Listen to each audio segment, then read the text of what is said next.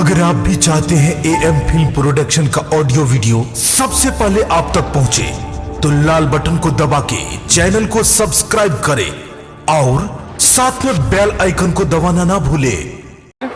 मंदिर महाराज रामेश्वर सिंह मने मंदिर बनौल है, लेकिन महादेव जी ठाम से प्रकाशित विद्यापति के समय में जे घटना भेलै वो घटना मने बीच में बंद भ गेलै, महादेव माटि में भरा गेला। कालांतर में सबटा बड़ गाछ पीपर गाछ ई सब जनम गेलै जे बड़ पीपर दूटा अखनो साबित छै। ओहिठाम महादेव के ऊपर में बड़ गाछ छलै जे कमला धार बहै छलै। कालांतर में ओ कमला धारक प्रभाव से ओ गाछ खसि पड़लै। ओही के कोड़ो के वास्ते से जौन छलै जाय में कोड़लकै तऽ महादेव के माथ में कोदारि लागि गेलै, जे वर्तमान में अखनो माथ पर चेन छै। ओ अटकि गेलै जे की बात छियै। जखन ओकरा कोड़ि कऽ देखल गेल तऽ साक्षात महादेव छथि। महादेव छथि तऽ हिनका बहुत नीचाँमे, तऽ हिनका से नहि तऽ कोड़ि कऽ ऊपर कयल जाय, लेकिन हुनका जँ कोड़ने चल जाय तौरमे ओ ततो मोटायल चल जाय, बुझलहुँ ने। पार नहीं लगलै तऽ ओही पर में वही सतह पर में से ओ मंदिर के निर्माण। कतेक वर्ष भ गेलै तऽ मंदिर बनला? मंदिर बनना एहिसँ पहिने मंदिर छलैया मैंने बड़ छोट छी, पर अथी जकाँ मंडप जकाँ छलै जाहिमे लोग पूजा करै छै। तो महाराज साहब कतौ सिनेमा में उगना महादेवक वर्णन सुनल। कौन महाराज? दरभंगा महाराज। तो ओ जागृति भेला, ओ एहिठाम एला, ओ आबि कऽ एहिठाम की कहै छै जे देखलनि जे सबटा सही प्रमाणित पौलनि, बाद ओ मंदिर के निर्माण कयलनि। तो हुनकर इच्छा छलनि जे पूर्ण मंदिर हम ही बनाबी, लेकिन इलाका लोग कहलकनि कि नहीं, लोगों के में रहक चाही सहायता। तो आधा ओ देथिन, आधा चंदा भेलै ओहि दिन मंदिर के नहीं उगनाथक महादेव के बनेने महाराज साहब। ताहि में विद्यापति के तऽ बड़ो गाछ तर प्रगट भेल छलखिन ने, साक्षात रूप देखलखिन महादेव तो साक्षात रूप अपन देखलखिन हुनका जे एहि गाछ तर तकियो।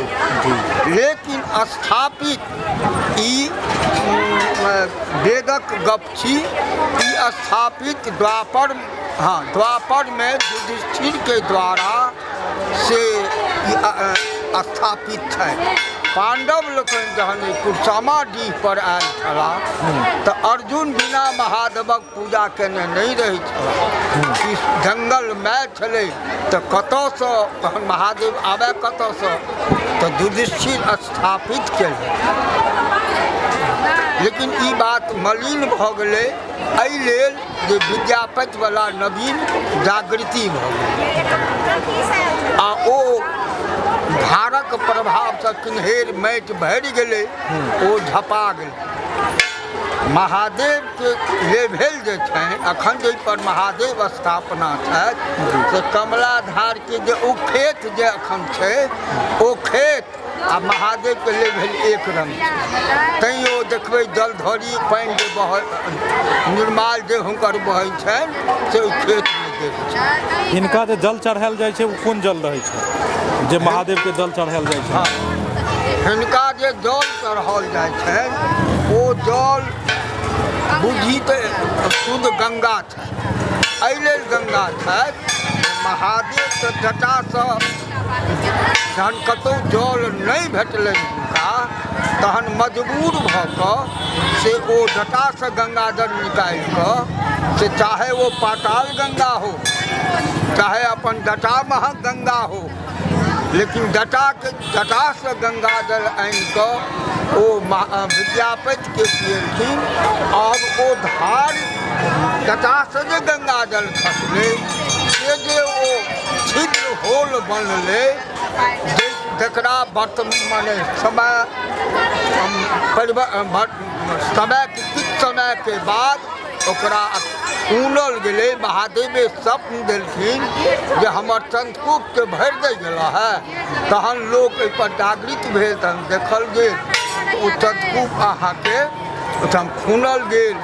ओ ओहिपरमे ईटे नहि जोड़ल होइ, कतेक बड़ा दिक्कतसँ तहन कोनो तरहे चंद्रकूप बनलै, जाहिमे होल बीचमे अखनो तक छैहे। महाराज साहब ओकरा बड़का पाइपसँ लगा कऽ ऊपरसँ ढक्कनसँ ढकि देने छथिन।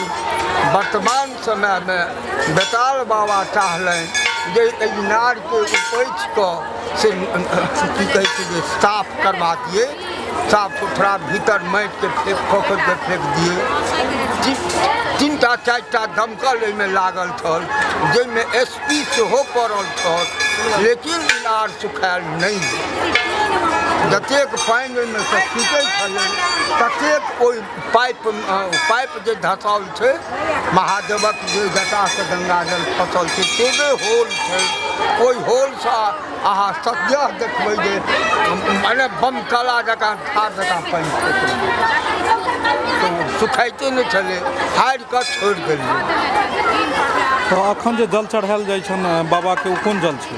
ओ चंद्रकूपसँ वएह गंगाजल, वएह गंगा जी ओहि चंद्रकूपसँ मात्र महादेवके जल चढ़बैटाके काज चलै छनि, अन्य काज किछु नहि। कोन कोन समयमे तो ज़्यादा भीड़ लगै छै? कोन समयमे या माघसँ शुरू भेल, ओना आब 12 मास कहक चाही, खाली पूस मास कनि छोड़ि कऽ। बाकी सालो भरि तो ताँता लागले रहै छै। तऽ हाँ, आब सालो भरि रवि कऽ तऽ परमानेंट कोनो तीर्थ भऽ गेलै, पूर्णिमा भऽ गेलै, चाहे कोनो पर्व लागि गेलै ओहि दिन विशेष। लेकिन अक्सरहा अहाँके से आब भीड़ रहिते छै। पूस मास कने दब। की नाम भेल अपनेके? हमर नाम भेल वैद्यनाथ झा। हम बेताल बाबाके प्रथम शिष्य एहिठामके, हमही बेताल बाबाके अन्नू छी। हुनका संगे हम करीब जहन ओ एहि पार अयला कलना पर हमसभ बाबा हुनका अनलखिन, ओहि दिनसँ हम आजीवन संग रहे। इस जगह का नाम वेद में भी आया है और महाकवि विद्यापति मिथिलांचल में उनका नाम अग्रगण्य महापुरुष में आते हैं। महाकवि विद्यापति और उगना बहुत बड़ा संबंध था। वो नौकर बन के आए महादेव विद्यापति के घर, बोले मेरा नाम उगना कोई कहता है, कोई उदना कहता है। यहीं पर भोलेनाथ विद्यापति को साक्षात रूप में दर्शन दिए और जल पिलाए। वही स्थान ग्राम, ये जो ग्राम है भवानीपुर नाम से प्रसिद्ध है, प्रखंड पंडोल में पड़ता है, जिला मधुबनी में पड़ता है। यहाँ पर सालों में बहुत सारे भक्त आते हैं जिनका मनोकामना बाबा पूरा करते हैं। भक्ति भाव से लेकर अभी भी देखिए कितना नज़ारा लोगों का है, भीड़ भरा हुआ है। लोग दूर दूर से आते हैं, जो कामना से आते हैं उनका मनोरथ पूरा होता है। यहाँ पर तो ये स्टैचू जो देख रहे हैं मंदिर 1932 से पहले बनी हुआ है। इससे पहले से बहुत वेद में इनका वर्णन है, वेदों में से है। बहुत पुराना मंदिर था ये। कहाँ से लोग यहाँ आते होंगे? कितने दूर दूर से आते हैं लोग? बहुत पटना तक के लोग आते हैं, इधर नेपाल से आते हैं। कितना का नाम बताना है?